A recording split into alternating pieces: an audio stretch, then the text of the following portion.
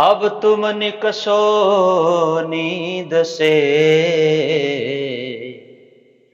आए पहुंची सरत। कॉल किया था हक ने, सो आई क्या मत। क्या है सुंदर साथ जी। श्री जी कहते हैं समय आ गया है। किसके लिए समय आया? जीवन में सत्संग को अपनाने का, सत्य मार्ग को धारण करने का और मन को शुद्ध पवित्र बनाने का समय आ गया। आए पहुंची शरत, परम धाम जाने का समय, प्रेम रंग में रंगने का समय, पिया की मेहर प्राप्त करने का समय, जीवन धन्य बनाने का समय आ गया है।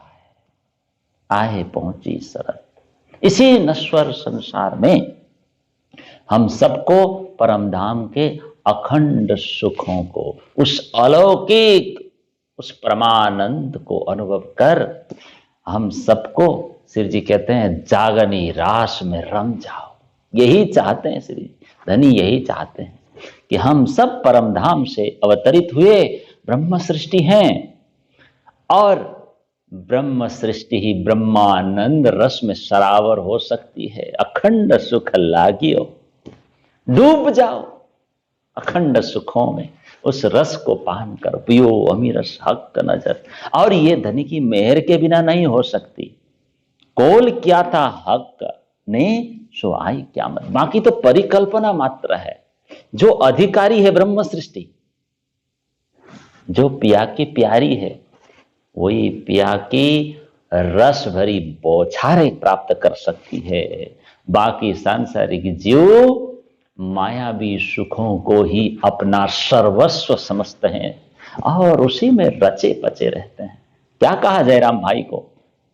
हुआ चाहिए गर्क, आपको तो डूबना चाहिए संसार में नहीं, परमात्मा में, धनी में। अब कोटक छल करे जो माया, बोलिए बोलिए, अब कोटक छल करे जो माया, तो भी न छूटे धनी के चरण जी। माया भला करोड़ों बार हमको छलने का प्रयास करे, तब भी हम ब्रह्म सृष्टि उनके चरणों को नहीं छोड़ेंगे, राज्य के चरणों को। पहले ब्रज में रास में थे, जिस प्रेम मार्ग में हम चलते थे, जिस प्रेम मार्ग का अनुसरण हम करते थे, श्री जी ने कहा उसी मार्ग पर कदम रखो ना, एणे पगले चाली। यही प्रामाणिक मार्ग है, बता दिया। चौपाई भी है, आपन करी जो पहले चाल, प्रेम मगन बीते जीव हाल। ये करो, ये सब किया अपन कारण। देखिए, यही पेड़ा अपना चलन, कॉल किया था हक ने, यही कारण। ब्रज और रास लीला में जैसा व्यवहार हमने किया था कृष्ण जी के साथ, इस जागनी ब्रह्मांड में वो शरत मत भूलो। वही व्यवहार, वही चलन, वही रहनी, प्रेम में मग्न रहना, बस और कुछ नहीं। यही हमारा मार्ग है। कोई भी आए, प्रेम से मिलो, प्रेम से बोलो, प्रेम से सबके साथ हिल मिल कर रहो। यही, इसी मार्ग से आप परम धाम पहुंच पाओगे। बाकी कोई मार्ग नहीं। कहते हैं मीने पलक, पल भर में दिव्य प्रेम को अपनाओ, पहुंचो परम धाम पल भर में। और ये भी कहा है कि मेरी बात को हल्की मत समझना, इस मेरी बात को चित्त में ले लेना। क्या कहा? साधारण मत समझना, दिल में लेने का। ये भी कहा कि मैं नहीं कह रहा हूं, स्वयं धाम धनी मुझसे कहलवा रहे हैं। अब आप इसको हल्की करोगे, हल्की बान समझोगे। धनी कहावत अपनी जान, इस बात को हल्की मत लो, नहीं तो आप ही मूर्ख कहलाएंगे। श्री जी तो बहुत विनम्र हैं, बहुत विनम्र है, बहुत विनम्र। मेरे प्यारे सुंदर साथ जी कहते हैं मेरी बातों को खूब ध्यान देना, खूब मानना, खूब चलना, क्योंकि मेरे अंदर कौन है? श्री जी कह रहे हैं साक्षात धामधनी मेरे अंदर बैठे हैं, प्राणों के नाथ बैठे हैं श्री जी के अंदर। वो प्राणनाथ श्री राज जी कहलवा रहे हैं। श्री जी मुखवाणी में कहते हैं मैं कुछ नहीं कर रहा हूं, तीन कारण तुम सुनियो साथ, आपन में आए प्राणनाथ। एक चौपाई और लेता हूं। अब नींद किए कि नहीं है बेर आई पहुंची शरत, धनी आए बोलावन उड़ाए अंधेर। अब समय नहीं है सोने का।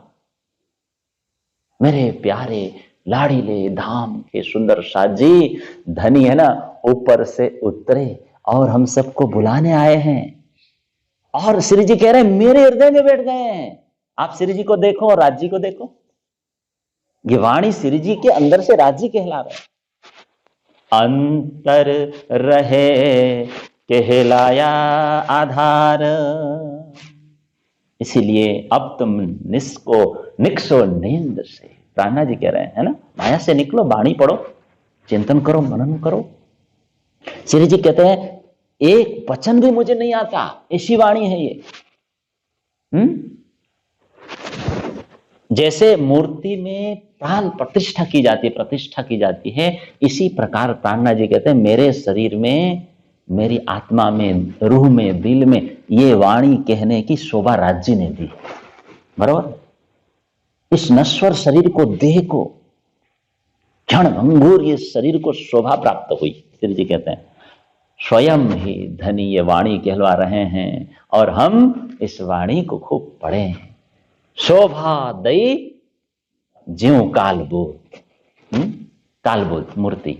सुंदर साथ जी निश्चित समझ लो, जान लो, मेरे द्वारा ये वाणी प्रकट हो ही नहीं सकती। इसलिए कहा ये वचन महामति से प्रकट ना हो, ये वाणी महामति से प्रकट ना हो। सुंदर साथ जी ये वाणी कोई सांसारिक वाणी नहीं है। वाणी को पढ़ने से हम माया से मुक्त हो सकते हैं।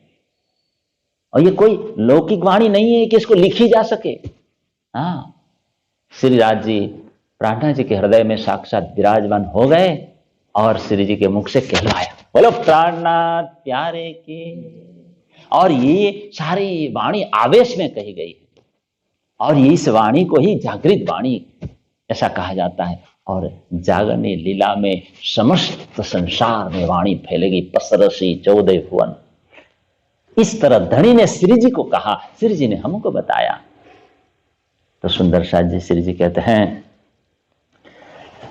हमारे राज्य धाम धनी इतने उपकारी है, हमें वाणी द्वारा उपदेश दिया। क्यों दिया? इसलिए दिया कि हम माया से निकल सकें। जीव ना रहे माया को लेस, इसलिए वाणी दी है। जीव ना रहे माया को लेस, तो धन्य क्यों उपदेश। ऐसा सुंदर अवसर, ऐसा सुंदर शरद आए पहुंची शरद अवसर हमें व्यर्थ नहीं करना चाहिए, व्यर्थ जाने नहीं देना चाहिए। इन उपदेशों को हमें चित्त में धारण करके हृष्ट पुष्ट बनना है। मन पर छाई हुई जो नींद है, अज्ञान है, उसको मिटाना है, प्यारे सुंदर साथ जी, हम सांसारिक जीव थोड़ी है, हम ही मिटा सकते हैं आंतरिक दुर्गुणों को, माया को। सांसारिक जीवों को तो मायावी सुखों को ही असली समझकर उनको वहां अच्छा लगता है। लेकिन जब ब्रह्म सृष्टि को, मोमिन को, ब्रह्म सृष्टियों को इस क्षणिक सुख, जो नाशवंत सुख है, इसमें कोई वो महत्व नहीं रखती, देती नहीं महत्व। वो तो तारतम वाणी में जो सार है, सत्संग है, उसे करके, उसे उस अमृत रस को पीकर वो माया के भीतर से खुद को उभार लेती है। इसीलिए श्री जी ने कहा निकसो नींद से, तुम निकसो नींद से। ये ब्रह्मवाणी है, हमें माया से निकालेगी। ये अचूक बाण है, इसे पढ़ें, इसका अनुभव करें, वाणी के द्वारा हम परम धाम के सुखों को याद करें। आज इतना ही। प्रणाम।